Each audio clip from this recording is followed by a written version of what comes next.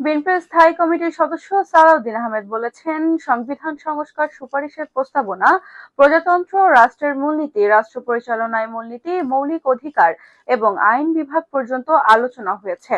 বিচার বিভাগ নিয়ে আলাদা আলোচনা করেছি। কিছু বিষয় এমন আছে যেগুলো আবার আমাদের দলীয় ফোরামেও আলোচনা করতে হবে। তিনি বলেন, এছাড়া বেশিরভাগ ক্ষেত্রে কমিশনকে আমরা বোঝাতে সক্ষম হয়েছি।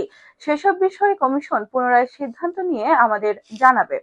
জাতীয় ঐকমত্য কমিশনের সঙ্গে বৈঠক শেষে তিনি এসব কথা বলেন।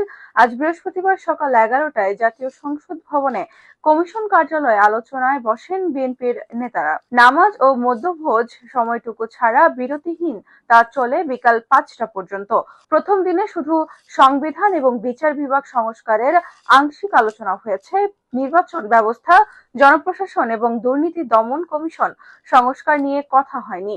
সালাউদ্দিন বলেন, সংবিধানের সংস্কারের 70 অনুচ্ছেদ নিয়ে বিএনপির অবস্থান জানিয়েছি। কমিশন কতটুকু গ্রহণ করবে তা পরবর্তীতে দেখা যাবে।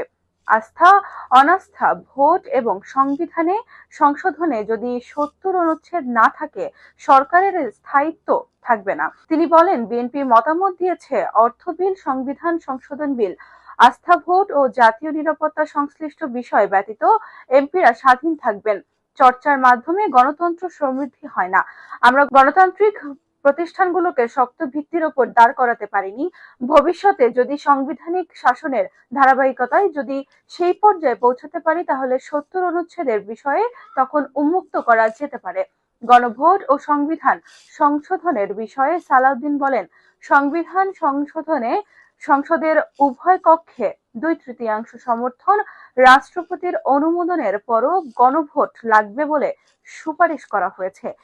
সাংবিধানিক প্রতিষ্ঠানগুলো নিয়োগের জন্য রাষ্ট্রপতি, প্রধানমন্ত্রী, বিরোধী দলীয় নেতা, স্পিকার, বিরোধী দলীয় স্পিকার সহ 9 সদস্যের এনসিসি গঠনের সুপারিশ করেছে কমিশন। এতে প্রধানমন্ত্রীর একচ্ছত্র ক্ষমতা কমবে। সালাউদ্দিন আহমেদ বলেছেন, এনসিসি নিয়ে বৃহস্পতিবার আলোচনা হয়নি, তবে দফাওয়ারি আলোচনায় শুরুতে জানিয়েছে বিএনপি এনসিসি গঠনের ধারণার সঙ্গে একমত নয়। এনসিসির চর্চা নেই দেশে। হঠাৎ তা করলে রাষ্ট্র পরিচালনায় নির্বাহী বিভাগ এবং সংসদ দুর্বল করে দেওয়া হচ্ছে কিনা তা দেখতে হবে। সে সময় সংসদ থাকবে না বা সংসদ ভেঙে যাবে, তখন এনসিসি খুব বেশি ক্ষমতা প্রাপ্ত হয়ে অন্য কিছু করে কিনা তা দেখতে হবে। বিএনপি আগেই জানিয়েছিল, শেখ হাসিনার সরকারের করা পঞ্চদশ সংশোধনীর আগে সংবিধানের যে 4 মূলনীতি ছিল তা পুনর্বহাল করতে হবে। এর মাধ্যমে জিয়াউর রহমানের করা 4 মূলনীতির পুনর্বহাল তথা ধর্মনিরপেক্ষতার পরিবর্তিতে আল্লাহর উপর আস্থা ও বিশ্বাস ফেরত চায়। সালাউদ্দিন আহমেদ বলেছেন, এখানে একটা ভুল বোঝার কারণ ছিল। কমিশন যে রিপোর্ট দিয়েছে ওখানে ধর্মনিরপেক্ষতা সহ অন্যান্যগুলো বাতিলের জন্য প্রস্তাব করেছে। বিএনপি চেয়েছে পঞ্চদশ সংশোধনীও পূর্ব অবস্থায় যাওয়া হোক। ওখানে ধর্মনিরপেক্ষতা নেই, আল্লাহর উপর আস্থা ও বিশ্বাস আছে। গণতন্ত্র জাতীয়তাবাদ মূলনীতি হিসেবে থাকবে। সুতরাং বিএনপির বহুত্ববাদের পক্ষেও নয়, ধর্মনিরপেক্ষতা নীতির পক্ষেও নয়। সাম্য, মানবিক মর্যাদা এবং সামাজিক ন্যায় বিচার যে কথাগুলো স্বাধীনতার ঘোষণাপত্রে রয়েছে, সেগুলো প্রস্তাবনা ও মূলনীতিতে অন্তর্ভুক্ত করা যায় কিনা কমিশন প্রস্তাব করেছে। এতে বিএনপির নীতিগতভাবে একমত, তবে দলীয়ভাবে সিদ্ধান্ত নিয়ে পরে জানাবে কমিশনকে। বৈঠক সূত্রে জানায়, বিচার বিভাগ সচিবালয় প্রতিষ্ঠার সুপারিশে ভিন্নমত জানানো বিএনপি বলেছে, এজন্য সংবিধান সংশোধন প্রয়োজন। সংবিধানে 116 অনুচ্ছেদ বাতিল চায়, তবে তা করবে পরবর্তী সংসদ। বিএনপি দলের 31 দফা অনুযায়ী বিচার বিভাগের সংস্কার চায়। উচ্চ আদালতে বিচারপতি নিয়োগের অন্তর্বর্তী সরকার যে অধ্যাদেশ জারি করেছে, সেজন্য সংবিধান সংশোধন প্রয়োজন বলে দলটি অভিমত জানিয়েছে। সালাউদ্দিন আহমেদ সমকালকে বলেন, কিছু কিছু বিষয়ে ঐকমত্য আছে, আবার কিছু বিষয়ে মতপার্থক্য আছে।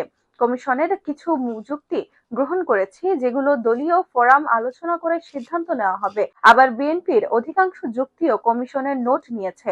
এভাবে আলাপ আলোচনার মাধ্যমে সমাধানে যেতে পারবো বলে আশাবাদী। দিনভর আলোচনায় জাতীয় ঐকমত্য কমিশনের সংস্কারের সুপারিশের অধিকাংশের সঙ্গে একমত হয়নি বিএনপি। প্রধানমন্ত্রীর ক্ষমতা কমাতে জাতীয় সাংবিধানিক কাউন্সিলের গঠনে সুপারিশে ভিন্নমত জানানো বিএনপির আলোচনার টেবিলেও এতে রাজি হয়নি। আগামী রোববার ঐকমত্য কমিশনের সঙ্গে আবারও আলোচনায় বসবে দলটি। আলোচনার আগে গত বুধবার রাতে সংবিধান সংস্কার কমিশনের 131 সুপারিশের ওপর 51 পৃষ্ঠার এবং নির্বাচন কমিশনার সুপারিশের বিপরীতে 42 পৃষ্ঠার প্রতিবেদন দেয় বিএনপি। ফুল রেসপন্স শিরোনামের এই প্রতিবেদনের উভয় কমিশনের প্রতিটি সুপারিশের বিষয়ে দলীয় অবস্থানের বিস্তারিত জানিয়েছে।